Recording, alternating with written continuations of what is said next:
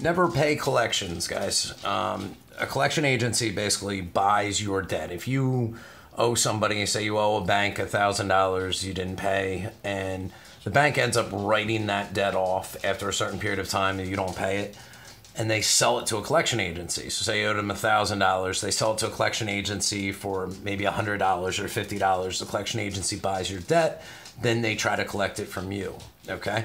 Two things you can do. One is not pay it at all, because if you pay it, it's still on your credit report. I mean, what's the use of paying this? The other company's written it off. They're not going to come after you. They're not going to pay thousands of dollars for lawyers to come after you in court. So the only reason that anyone would pay that is to either stop the harassing phone calls, which you can tell them never to call you again.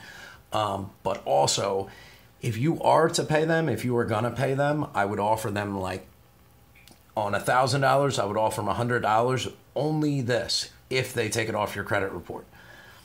And if you decide not to pay them, I made another video you can watch on my channel. Please subscribe to my channel, but I made another video which shows you how you can get collection negative stuff on your credit report off your credit report. So this is why you should never pay a collection agency. They will not come after you in court unless you owe them hundreds of thousands of dollars. And again, you don't have a contract between you and the collection agency, okay?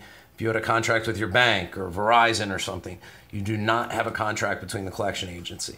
Some of these people sit in their backyard and harass collection agencies. A lot of them harass old people and vulnerable people, and they get these people to pay money, and I hate it because someone stole my identity. So I have experience with them, but I hope this helps you guys out. Please subscribe to my channel. Thanks.